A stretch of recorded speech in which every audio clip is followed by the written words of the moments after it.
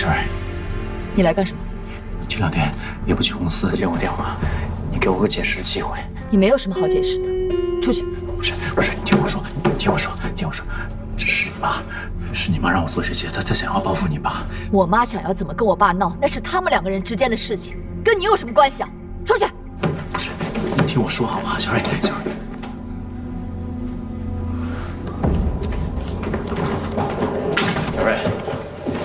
你听我解释好不好？这整件事情都是你妈她让我做的，她跟你爸的关系你又不知。你要干嘛？回家。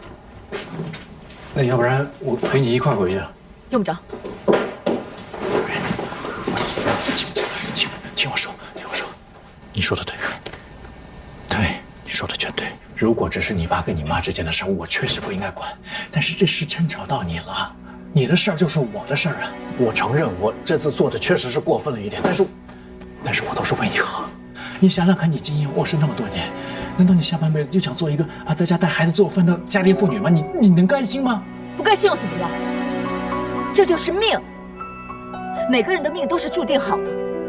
如今走到今天，都是命中注定，你只能认命。不对，你说的不对，你有的选择吗？你现在选择就放在你的面前，只要你伸手，你就能抓住。你相信我好吗？这是你上位最好的机会，错过了这次就没有下次了。陈哲，我告诉你，就算是这样，我也绝对不会因为要改变自己的命运，把我的亲人当成垫脚石踩在脚下的。什么亲人？你把他当亲人，他当你亲人吗？你看看欧阳，你看看杜若楠，你看看林美雅，那是他的亲人，那是他对待亲人的态度。他连你妈都不爱，你怎么知道他爱你？你妈跟他为什么反目成仇？你自己心里没数吗？够了！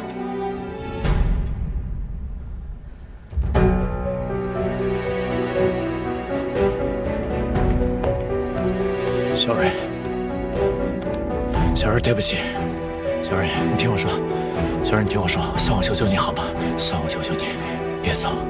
陈哲，我曾经非常非常的爱你，而且我一直认定你就是那个能够让我依靠一生的人。可是我现在发现我错了，你现在的所作所为让我感到害怕，让我产生怀疑，让我觉得我现在越来越不了解你。陈哲，我们分手吧，孩子我会自己养大的。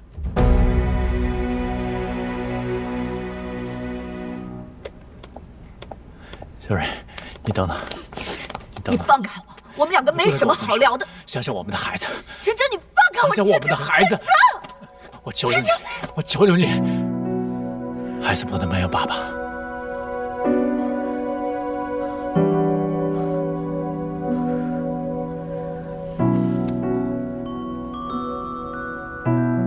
我爸跟我说过，你是一个为达目的不择手段、没有原则、没有底线的人。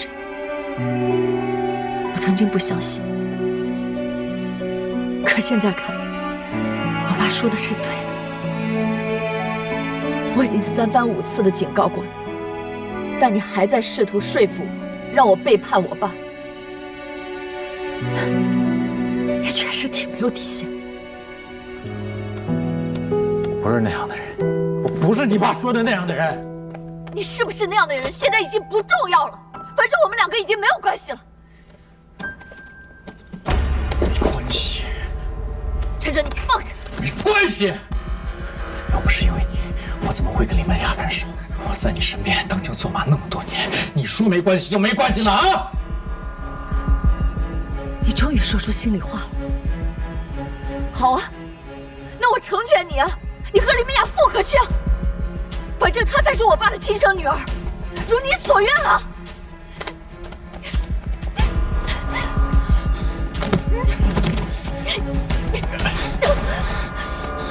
你放开我！我不会让你走的。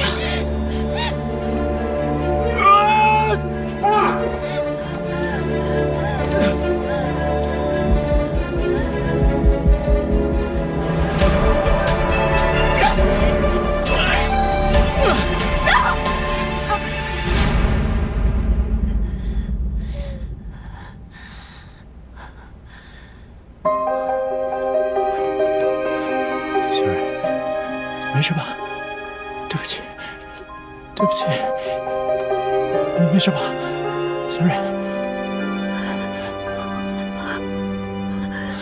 对不起，没事吧？对不起。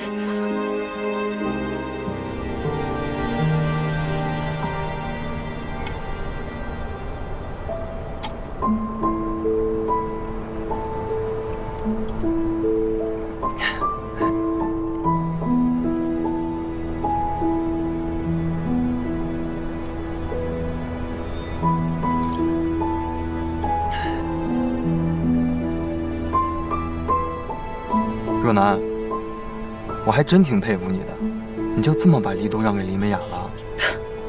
你少来！你现在心里肯定偷着乐呢吧？我没有，我哪能啊？我看着你伤心，我难过都来不及，我怎么可能偷着乐呀？这就是命啊！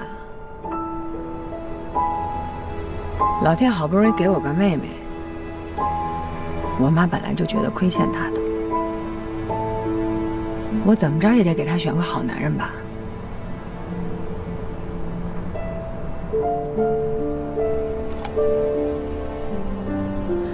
林美雅也真是命苦啊，好不容易有一个要结婚的恋人，还是自己的亲哥哥，所以黎东就是老天爷派来补偿他的，我不能抢。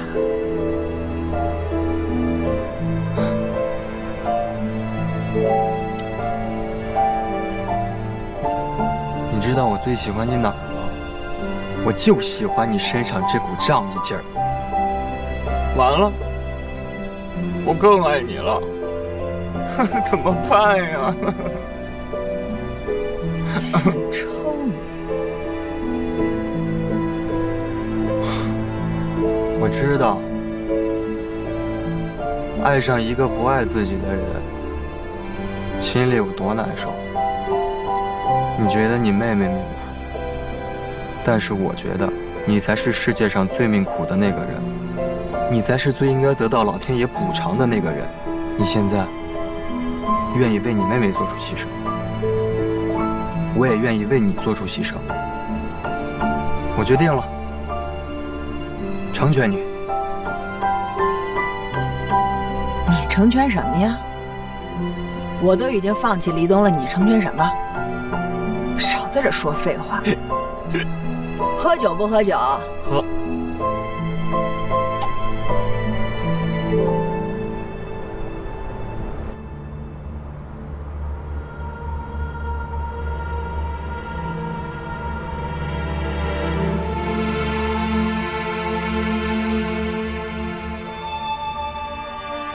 您的孩子没有保住，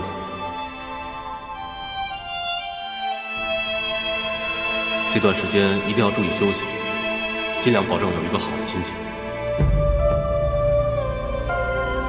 实在对不起，我们尽力了。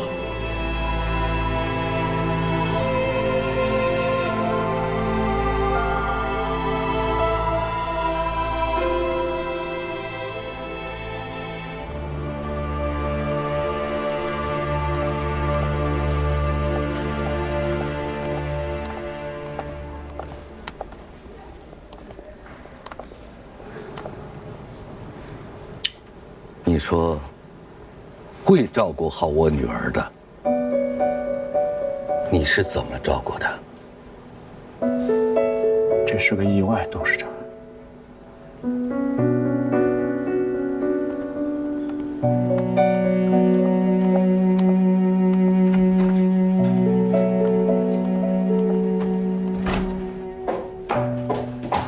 小瑞，怎么样？好些了吗？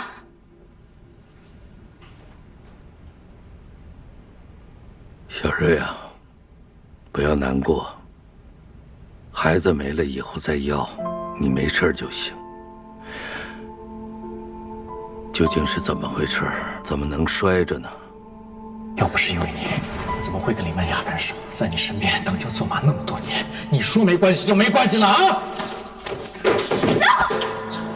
啊，小瑞，对不起，对不起啊！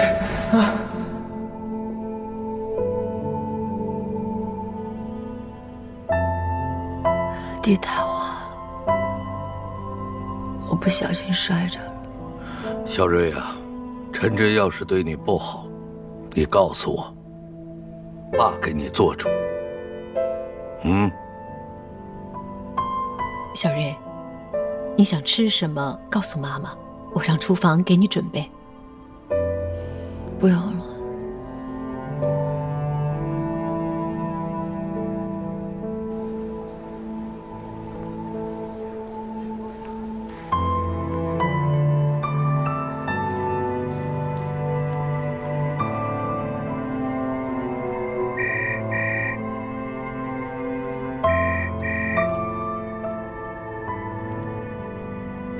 喂，董事长，出事了，您现在方便面谈吗？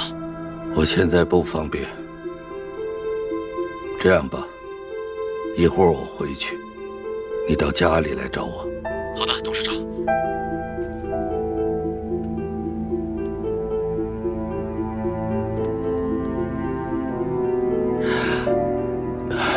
小瑞啊，刚才你听见了，爸爸有点事儿，先回去，让你妈陪着你。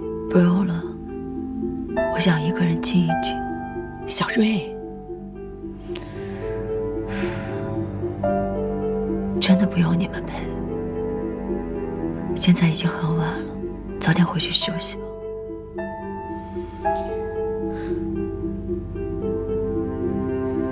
那好吧，我回去让他们把汤炖好，明天一早给你送过来。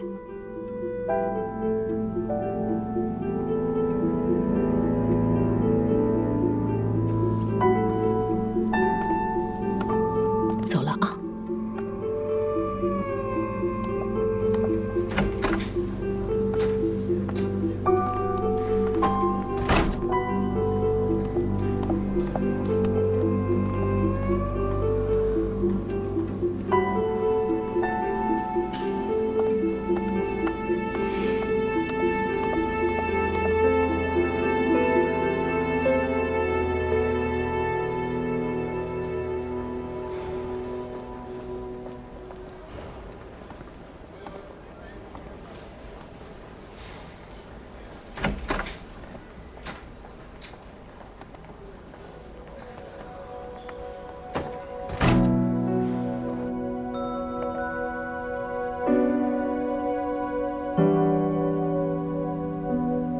小瑞，你跟董事长是怎么说的？我什么都没说。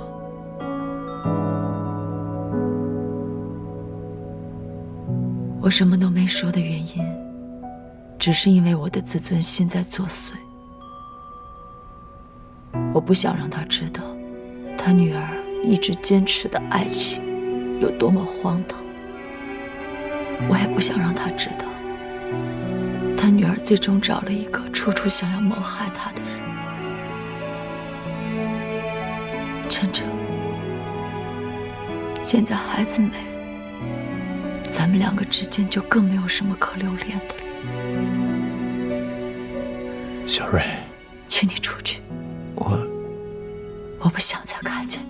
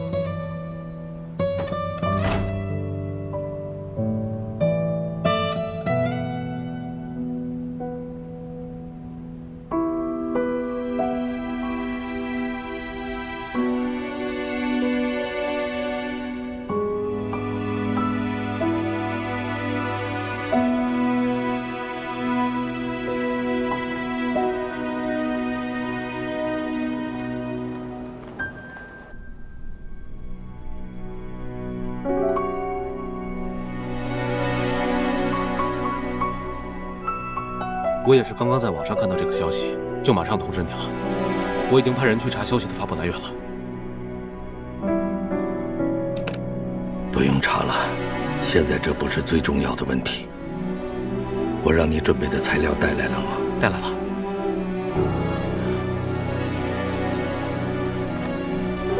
好，不能再拖了。股东大会提前到周一。好的。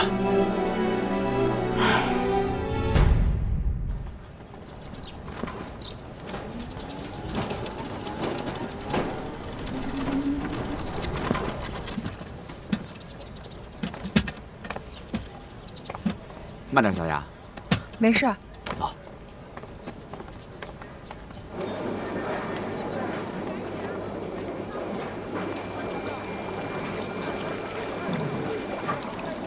大虾叔啊！哎，梅雅来了，叔啊！哎，土豆也来了，还是老样子。是。哎，好，等着去吧。哎，大虾叔，我过段时间要出去一趟，以后进货的事儿就土豆他一个人来了。哎。哦。哎，对了，你爸怎么样了？醒过来没有？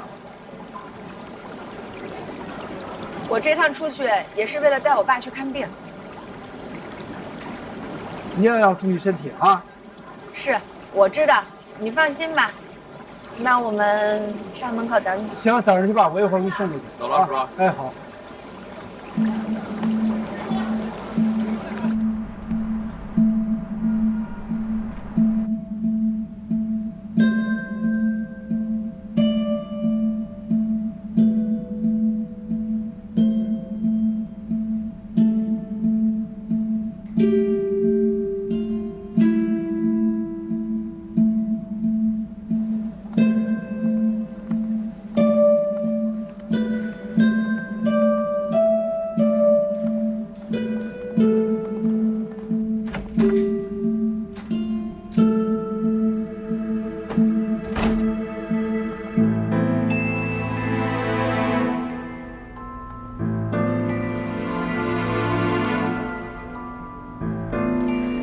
我没跟我爸妈说出事实的真相，只是因为我想在咱们两个结束的时候，还能给彼此留下一丝的体面。现在看来是我想多了。怎么了？怎么了？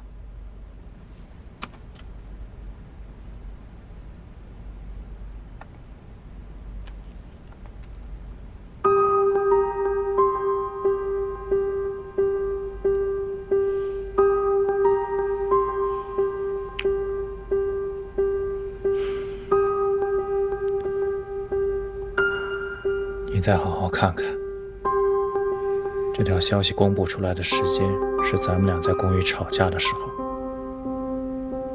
我没有时间发这条消息。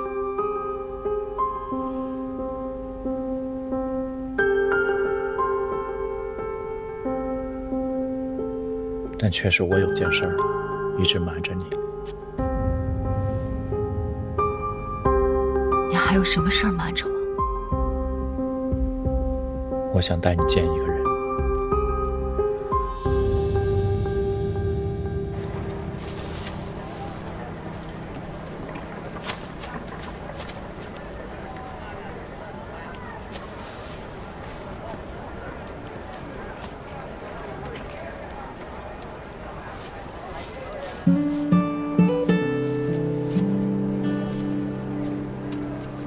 土豆哥啊，再过一段时间，我和小黎叔就要带我爸去国外了。这一走啊，不知道什么时候才能回来。但是为了那些一直支持咱们大排档的老顾客，咱们这个店不能关。在我爸手受伤的时候，你给我爸掌过勺，顾客反响可好了，所以把店交给你，我放心。土豆哥，土豆哥，那我就把店交给你了。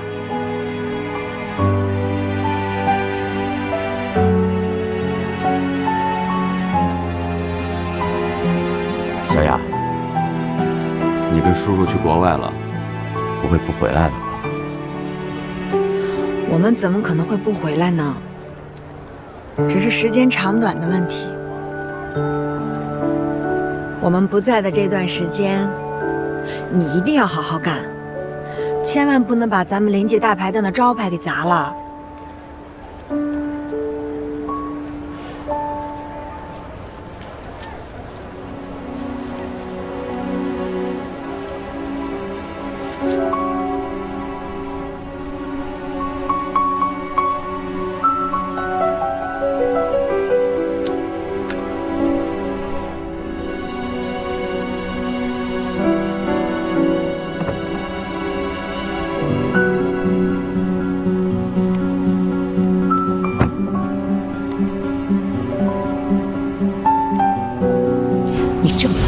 不在医院陪着小瑞，你跑到这儿来干什么？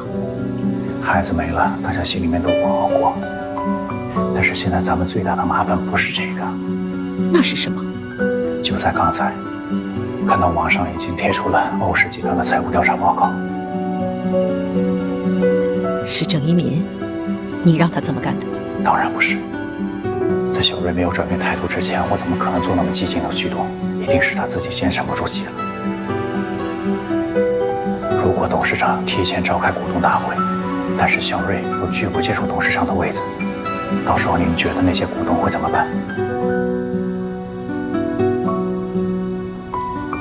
欧长林依旧辞职，然后，在没有合适的继任者出现之前，欧阳就会顺理成章地接过董事长的位子，到时候咱们所做的一切就白费了。那我现在就去医院找小瑞，让他回心转意。小瑞现在的状态还有立场，您去了一点作用都没有，只会激化矛盾。那你说我们该怎么办？现在只有一个人能让小瑞回心转意，他的亲生父亲郑一鸣。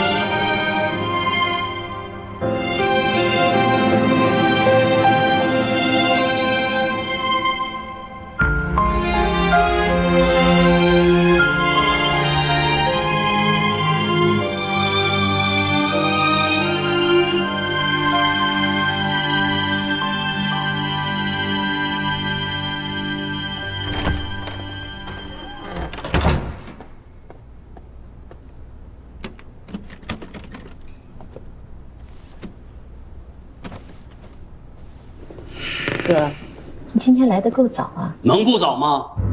在你给我转让股权时，其实你早就知道今天会发生这样的事儿吧？等股市一开盘，欧氏的股价一定会断崖式的暴跌。你不在乎钱，我还在乎钱呢。哥，只要小瑞能安安稳稳坐上董事会主席的位子，其他的对于我来说都不重要。对我很重要。哥，你放心，今天亏你的，将来我一定加倍的补偿你。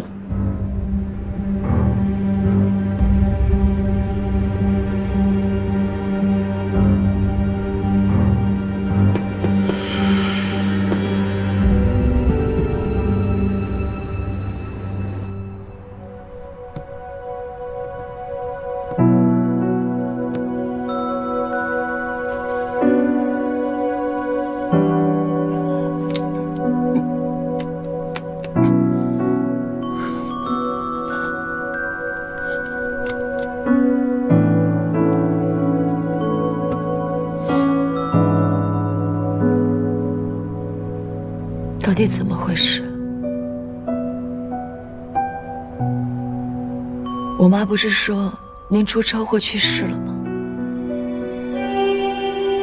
这到底怎么回事？这些年您去哪儿了？您为什么现在才出现？您为什么一直不来找我呀？你们全都瞒着我，为什么？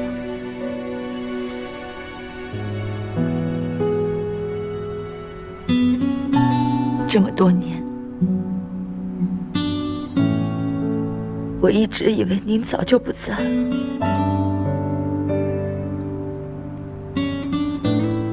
我不敢去问我妈，当时究竟发生了什么事情，是什么时候，在哪儿出的事。我只能把您消失的那一天当做您的忌日。可您知道，那天是我的生日。我从那天起再也没有过一次生日。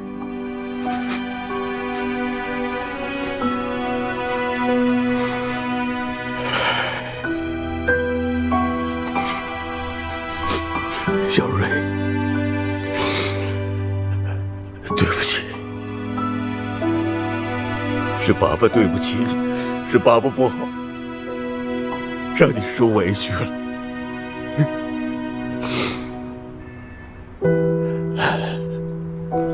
你千万不要怪你妈妈，她做的没错，是爸爸做的不好，爸爸做了错事。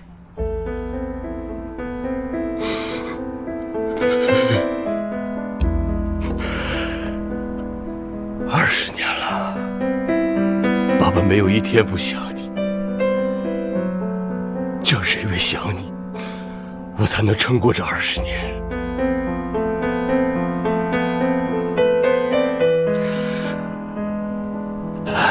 可是现在，你已经完全不一样了。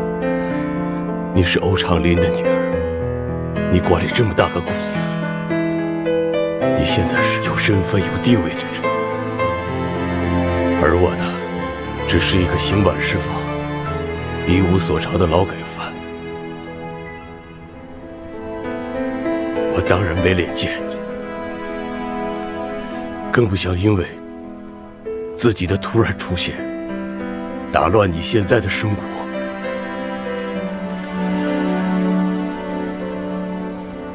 你妈妈看我生活窘迫，把我开了这家店。我也能够时不时的从他和陈哲的口里知道一些你的近况。有时候爸爸忍不住会去偷偷看你，这样已经挺好，我已经挺满足了。到底发生了什么事？你为什么会去坐牢？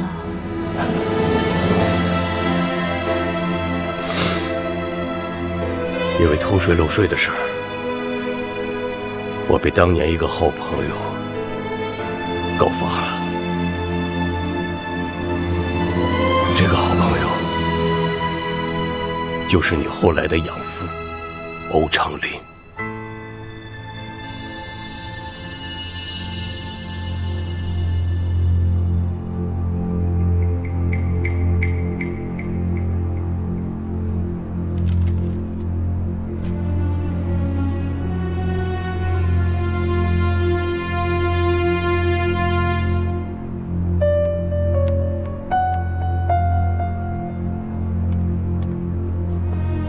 爸，为什么公司会出现税务上的问题？这件事到底跟您有没有关系啊？一会儿我会向所有的股东原原本本的说清这件事情。你放心吧。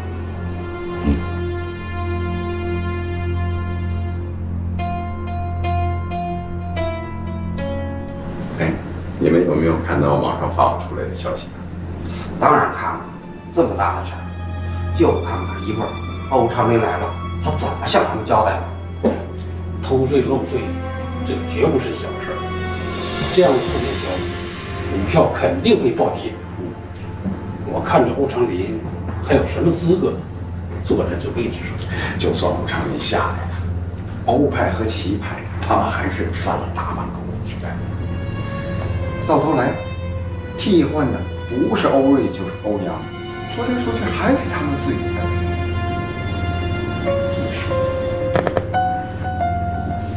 我听说，欧瑞自打回来人以后，越来越少处理公司的事务了。如果这个时候欧长林宣布欧阳与徐红山女儿的婚事，用来挽救公司的颓势，而欧瑞也无意接受集团董事长的位子，那你的计划不就全落空了？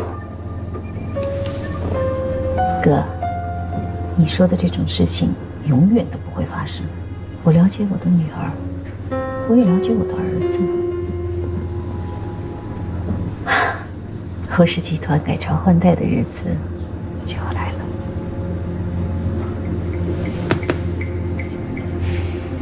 但愿吧。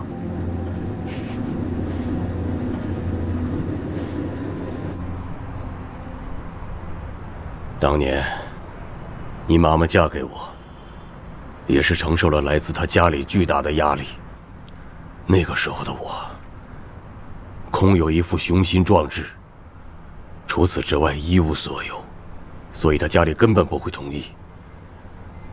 可是你妈妈，还是瞒着她家里，偷偷的跟我结了婚。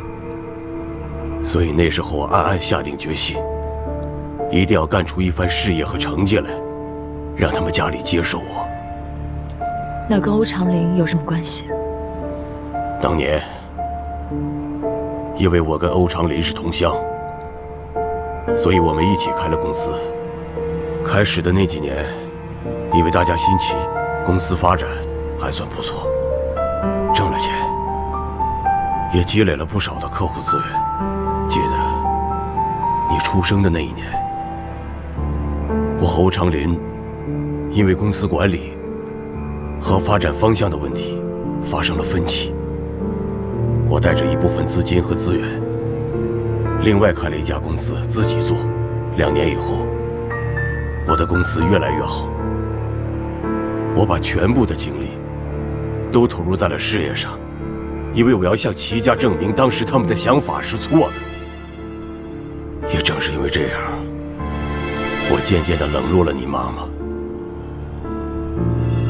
后来，在一个项目的招标会上，我跟欧长林成了直接的竞争对手。其实那时候欧长林的公司已经出现了经营问题，按理说我是赢定了，因为他失去了这次机会，公司很可能会破产。可是就在这个关键的时候，我被欧长林举报偷税漏税，公司的账目也被人偷了。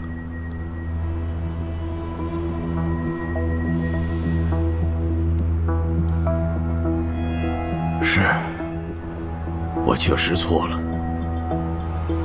可是欧长林呢？他敢说他的公司就清清白白，一点问题都没有吗？你爸让欧阳进入董事会，是为了通过增资的议案，但是我们不知道那笔资金的来源是在什么地方。查了公司的账目，我才发现，这些年以来，你爸一直在故意削减公司利润。他把一部分的钱转进了一家在巴拿马注册的外资公司户头里边。他这么做既可以避税，又可以拥有一笔随时可以调动的巨额资金。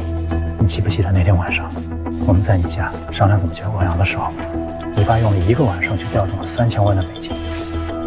我怀疑那笔钱的来源就是在这儿。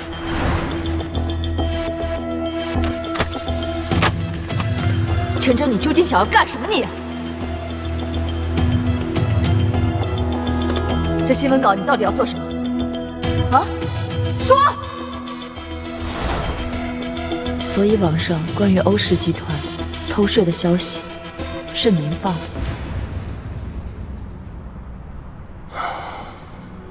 陈哲查公司的账，也是为了帮你。没错，他是帮了我，但也是帮了他自己。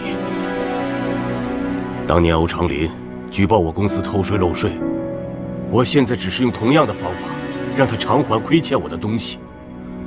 小瑞，我和陈哲还有你妈妈都计划好了，你妈妈和你大舅同进同退，只要偷税的事情暴露出来，其他的股东一定会人心惶惶。在这个关键的时候，你一定要站出来，接任欧氏集团董事会主席的位子。这不仅是你想要的，也是爸爸想要的。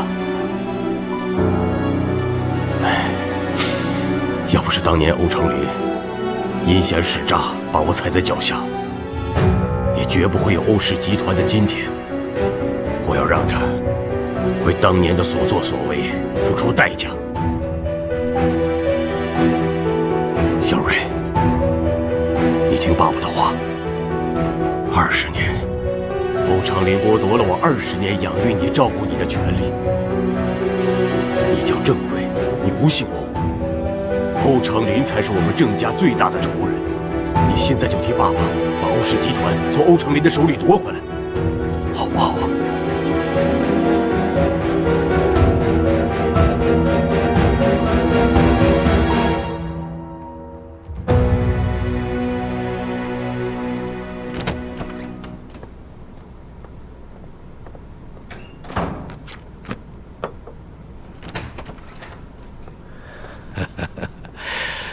对不起，让大家久等了。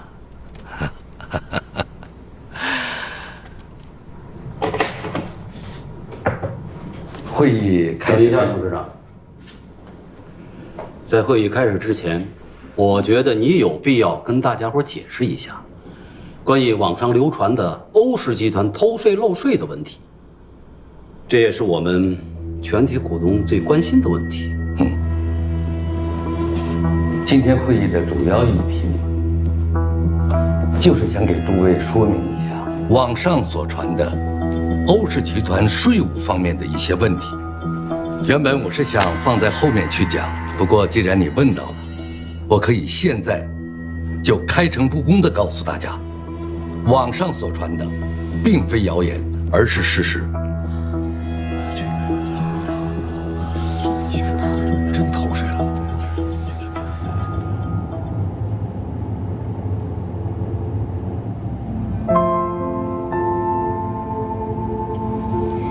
你现在应该明白我的良苦用心了吧？我之前所做的一切，都是为了帮郑叔叔，你的亲生父亲报仇。当我知道欧长林用那么卑鄙的手段害得他入狱，害得他妻离子散，害得你们俩父女20多年都没有见面，你知道我多为你心痛吗？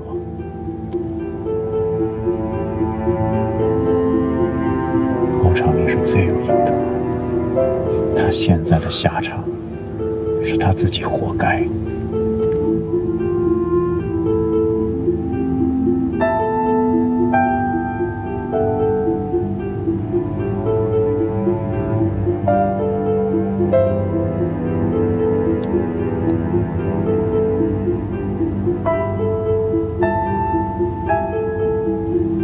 多闹了啊！你知道我多爱你，我已经把我所有能做的一切都做了。欧尚林现在已经在垂死的边缘了，那些股东会把他生吞活剥了。只要你出现在股东大会的现场，只要你接过董事长的位置，一切就大功告成了。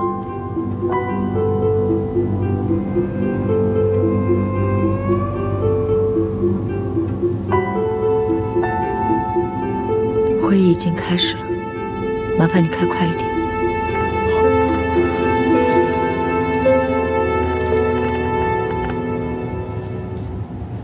你作为欧氏集团的董事长，竟然瞒着我们做出这种事儿，你损害了我们所有股东的利益。我承认，我瞒着你们做了这些事情，但是我绝对没有损害各位股东的利益，没有。这我就不明白了，你把本来属于股东红利的钱占为己有，怎么叫做没有损害股东的利益呢？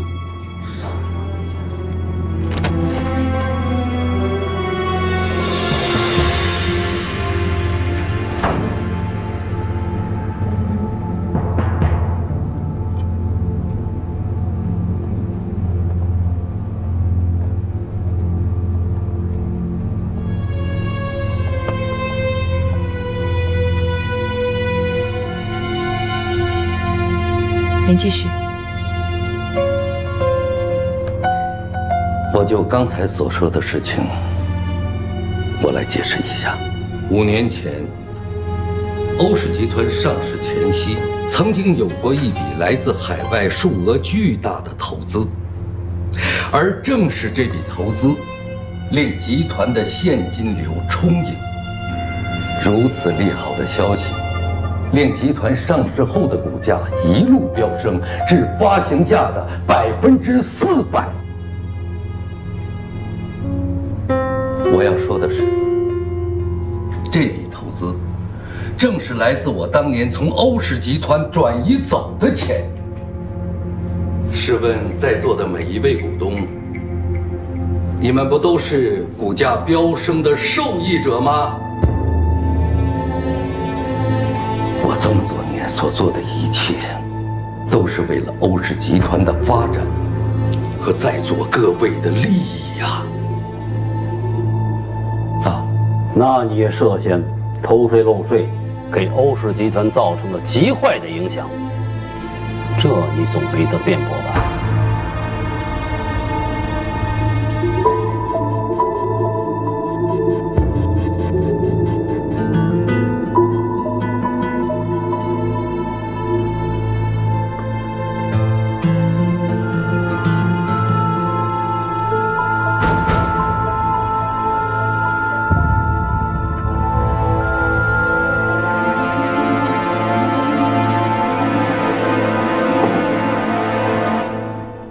我从前年开始，我持续小量的抛售我手中的股份，并在去年中旬主动向银监会和税务机关交代了我之前一系列的违规行为。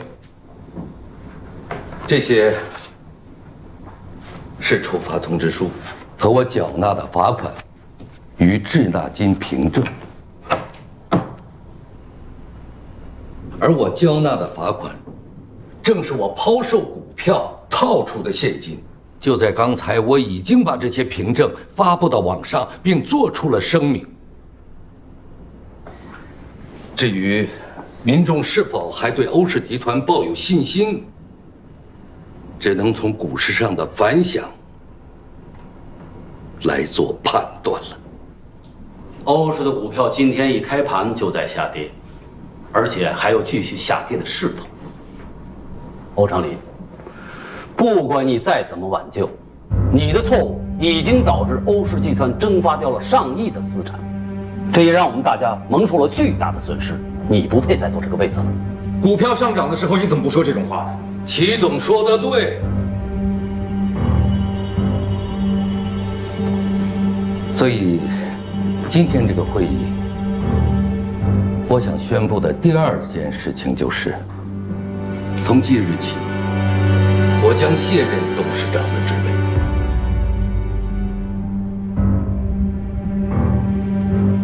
这份辞呈是我在股东大会前刚刚签署的。但辞职这件事，我其实早有打算，因为我的身体原因，我查出淋巴癌，如今已是晚期了。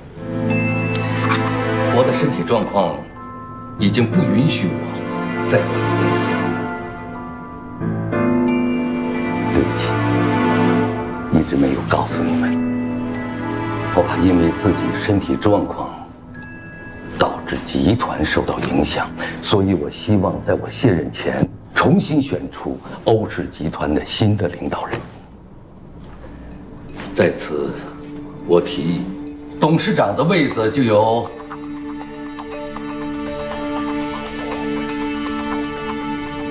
欧瑞担任。常年，你这是……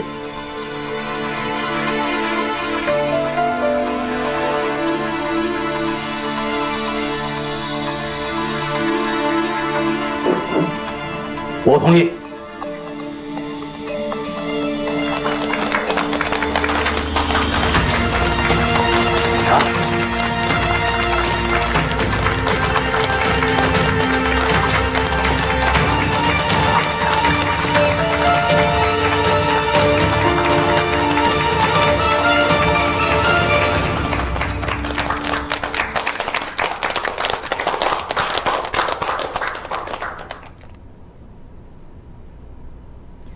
我非常感谢大家对我的信任与支持，但是这个任命我不能够接受。我不接受的理由非常充分，因为集团偷税漏税的事情，我原本就是知道的。欧总，这件事情跟你没有关系。我向在座的各位隐瞒了真实的情况，我这种做法同样给集团的利益造成了损失。所以我没有资格担任欧氏集团的董事长。那目前没有比你更适合这个位子的人呢？当然有。谁？欧氏集团副总裁欧阳。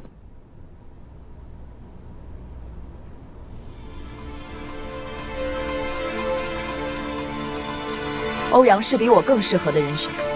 之前在新品发布会上，欧阳的能力，我相信各位已经是有目共睹的。不久之后，欧阳将与徐氏集团千金徐思雨小姐喜结连理，我相信欧阳绝对有能力带领集团走下去。当然，我也会继续担任执行总裁，辅佐他。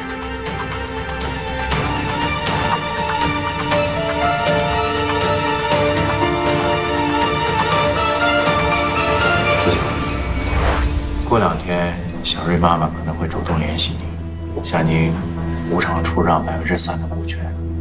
以换取您这边的选票。他的目的很简单，保小瑞上台。但是我要提醒你，小瑞到时候有可能会拒绝接受任命。你什么意思？我的意思是，如果小瑞拒绝接受任命，那董事长最佳的人选就是你。无利不起早。你告诉我你来的目的，咱们再谈。我的目的很简单，欧氏集团总裁的位子。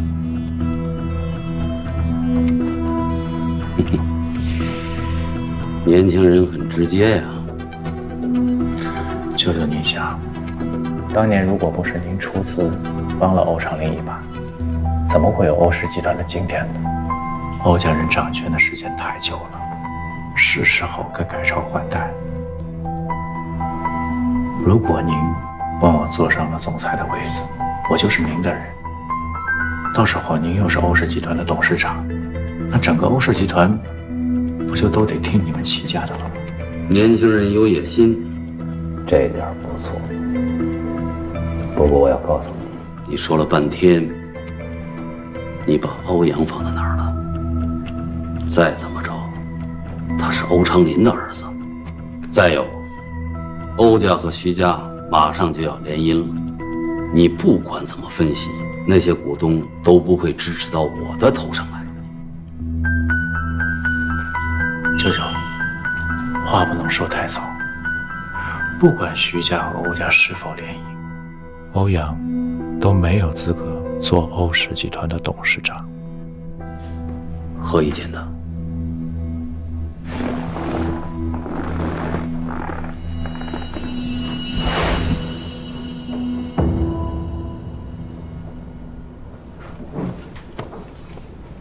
你说欧阳能带领集团继续走下去？我看不尽然吧。欧阳，我问你，之前你和那秘书林美雅都到了谈婚论嫁的地步了，为何突然分手了？啊？你能告诉我吗？诸位想知道为什么吗？因为林美雅就是欧长林的私生女，林美雅和欧阳就是同父异母的兄妹。这个林美雅还有一个双胞胎姐姐，叫杜若楠。更甚的是，这个杜若楠竟然在泰国还坐过牢，是个坑蒙拐骗、无恶不作的小太妹。诸位，这可是丑闻呐！这要是传出去，这对我们集团会造成什么影响吗？还用我说吗？哥，这些你是怎么知道的？哎呀，我怎么知道的不重要，重要的是在座的各位，你们可要擦亮眼睛啊！他们欧家上梁不正下梁歪，家务事你都断不清，何况管理好一个公司呢？所以我们有必要重新选择一个有能力而且能够带领集团向上发展的人。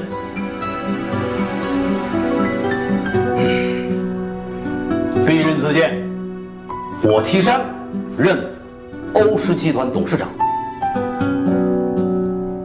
欧瑞，你既然不愿意当朕的董事长，我看这个总裁也就免了吧。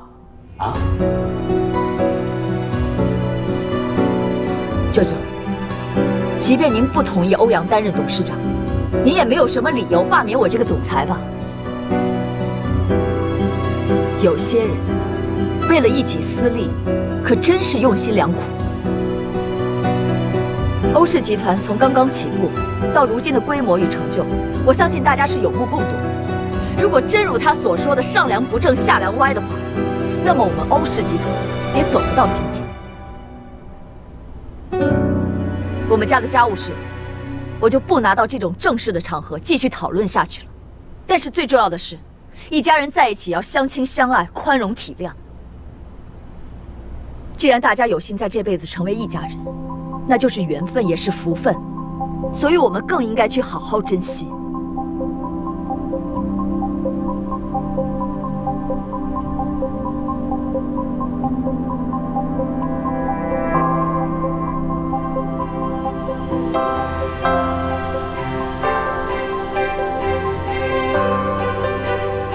在座的各位也一样，大家有幸聚在欧氏这个大家庭里，我们更应该各司其职，共同进退，摒弃私利。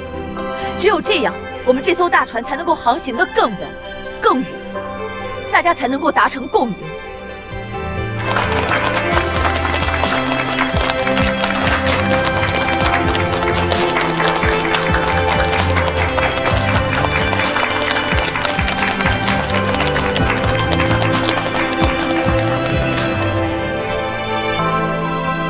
我依旧举荐欧阳担任欧氏集团的董事长，请各位股东看一看欧阳自进入欧氏集团的改变，他的努力，我相信大家是有目共睹的。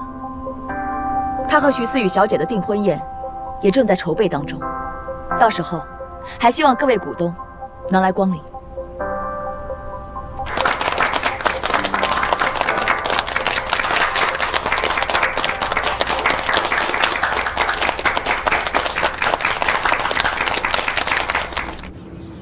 哎呀，你就别担心啦，你们家的这些旧家具，我哥已经找好，就给你妥善安置了。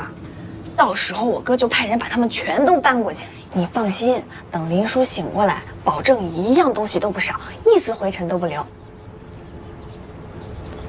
薇薇，那我们今天就不要麻烦小丽叔了，我这些行李都是小件儿，咱们俩自己搬过去就行了，就别等他了。那可不行，我哥特意交代了，一定要亲自送你过去。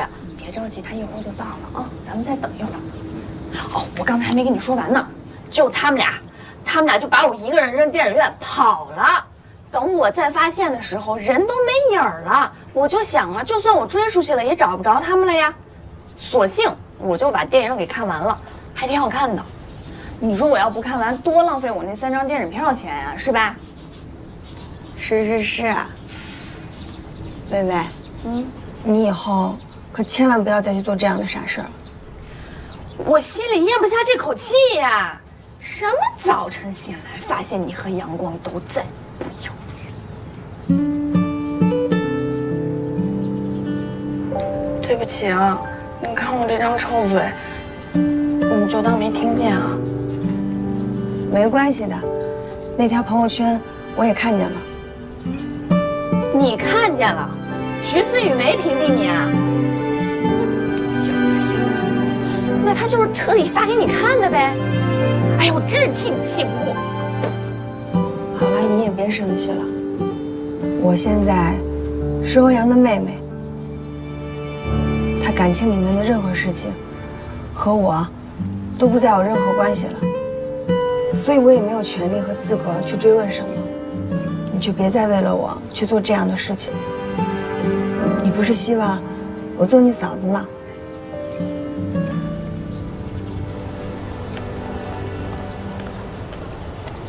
薇薇，你和你哥都对我那么好，我是真的希望能够成为你们的家人。所以我现在只想一心一意的把我的心思全部都放在你哥身上。或许有一天，我心里面的某些羁绊就会消失不见了。薇薇，这些话我只跟你一个人说过。我现在正在很努力的让我自己去爱上你哥。如果我不爱他，但是我又答应和他在一起，这样做对他太不公平了。哎呀，你怎么那么好啊？我都心疼你了。没关系，你慢慢来，我跟我哥都不着急。以后我再也不跟你提欧阳了，我也不跟你提徐思雨了。从今以后，你的心里就只有我哥一个人，好吗？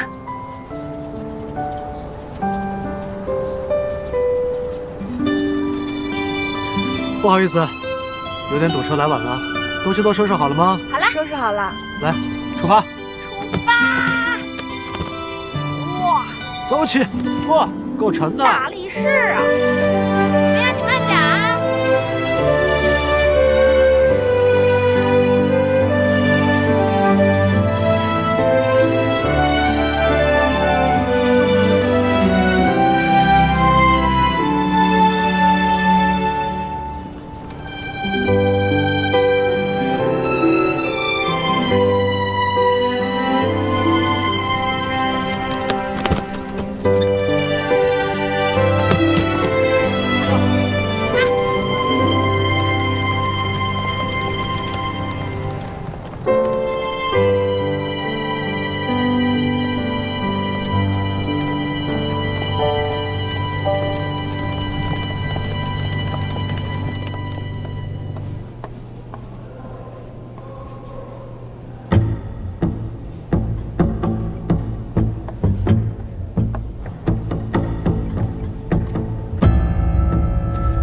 干嘛的？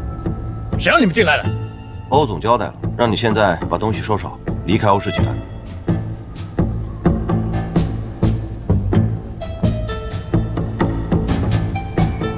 是你自己收拾呢，还是我们帮你收拾？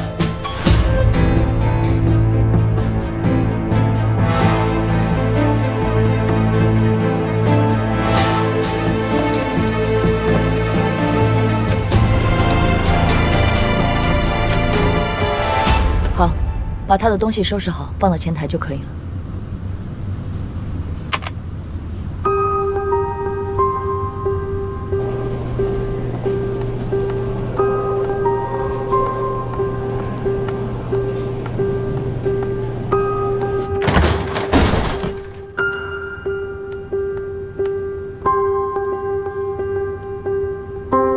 做事有必要这么绝吗？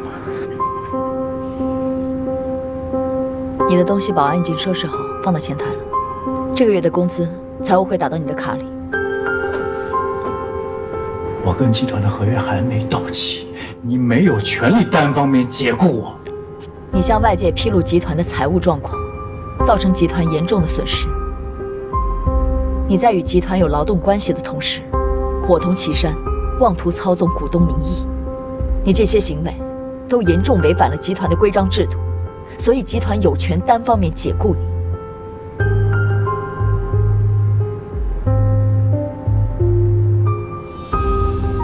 还有，芳华国际公寓我已经退租了，放在你家里的东西我不要了，你自行处理就好。